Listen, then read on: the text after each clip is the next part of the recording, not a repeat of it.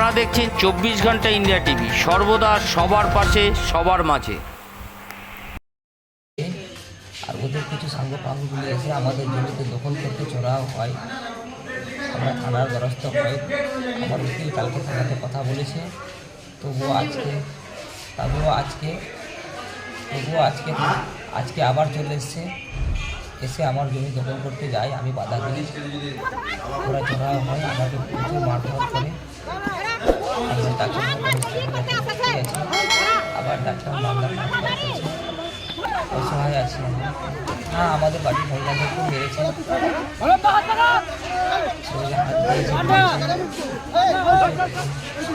তারা টিএমসি করে নিজেকে দাবি করে।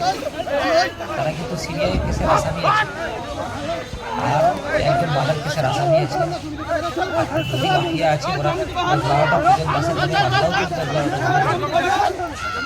এই দুষ্কৃতীরা প্রচুর মারধর করে।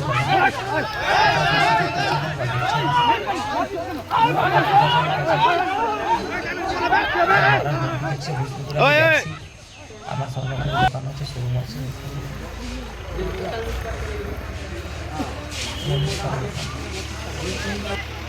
আজকে ওখানে আমাদের পৈতৃক সম্পত্তি আমার মায়ের। কি নাম আপনার মায়ের? আমার নাম প্রধান সরকার আর ছেলে।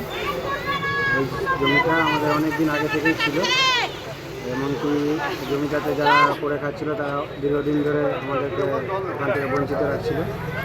আমরা অনেক চেষ্টা করেছি, ওদেরকেও বলেছি, কিন্তু ওরা কোনো মতেই শুনেনি। লাস্টে বাধ্য হয়ে আমরা জমিটা বিক্রি করেছি, প্রাচীর দিয়ে যাদের কাছে বিক্রি করেছি তাদেরকে দেখানো হয়েছে।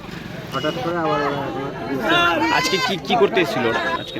ভাঙাভাঙি করছে, মানে আবার ওরা ওটা নিজের ইচ্ছার মধ্যে করতে চাইছে, জবরদস্তি করে মানে নিজে দখল করে রাখছে। জমিটা কার নামে? কনক সরকার আর আমার দিদা পুতুল বিক্রি করেছিলাম সাহেব গাছ, আরও দু একটা দাদা আছে। এবার ওরা আজকে ওখানে গাছ লাগাতে গেছিল, এবার ওখানে ওদেরকে জবরদস্তি আক্রমণ করেছে। প্রাচীর কি আপনারা দাঁড়িয়ে থেকে দিয়েছিলেন? ওখানে হঠাৎ গাছ লাগাতে গিয়ে ওরা গাছ লাগাতে বাধা দিচ্ছিল, তারপরে ওরা আক্রমণ করতে শুরু করে, হাঁটাহাঁটি শুরু হয়। আচ্ছা, বুঝি ওদের কাছে কি কোনো কাগজপত্র আছে? সেরকম বলতে পারছি না, আমাদের কাছে লিগাল কাগজপত্র। কিছুদিন তো থানায় ডেকেছিল। থানায় 9টা অবধি ওয়েট করেছি, ওদেরও আসার কথা ছিল কাগজপত্র নিয়ে। আমি কাগজপত্র নিয়ে এসেছিলাম, কিন্তু তারা ওদের কাছে মনে হয় না কাগজপত্র আছে, ওই জন্য ওরা আসে।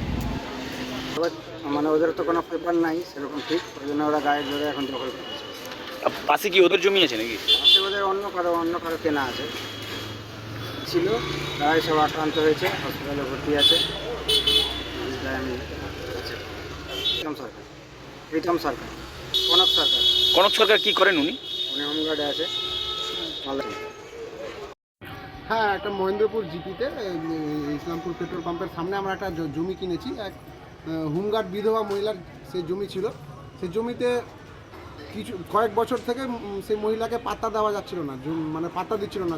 পাশের যাদের জমি ছিল তারা ইন্টেনশনালিভাবে সেই জমিটা দখল করার চেষ্টা করছিল। তো মহিলা যখন বিধবা মহিলা, একাই বাড়িতে, কেউ তার নেই, এক ছেলে নিয়ে তার সংসার, তো কেউ তার নেই, তখন যিনি ওনার বাড়ি এখন, ওনার পোস্টিং এখন মালদাতে, আর থাকেন তিনি ওনার শ্বশুর বাড়ি হচ্ছে আপনার হারাইডাঙ্গাতে। তো এখানে হরিশ্চন্দ্রপুরে তার আসতেও অসুবিধা হয়, তার জন্য তিনি কী করলেন, আমাদের কাছে জমিটা বিক্রি করে দিলেন। সেই জমি বিক্রি যখন করেন, তিনি আমাদেরকে লিগ্যাল পেপার আছে, এবং পেপারের সঙ্গে সঙ্গে তিনি আমাদেরকে বাউন্ডারি দিয়ে ঘেরিয়ে দিলেন, জায়গা ঘেরে টেরে সব কিছু করে তারপর আমরা জমি নিয়েছিলাম। আমরা গত পরশুদিন সেই জমিতে গাছ লাগাতে গেছি, তখন এই মনীষ স্বর্ণকার এবং নীতিশ স্বর্ণকার, এরা কয়েক ভাই আছে আমাদের ওই প্লটের পাশে, প্লট ওদের আছে।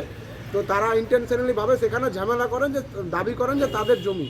তো সেখানে একটু কথা কাটাকাটি হয়, পুলিশ এসে সেটাকে থামিয়ে পুলিশ বলেন সন্ধ্যেবেলা তাদেরকেও ডাকলেন, আমাদেরকেও ডাকলেন, যে পেপার নিয়ে আপনারা আসুন, যাদের যেন এখানে কোনো ঝামেলা গণ্ডগোল না হয়।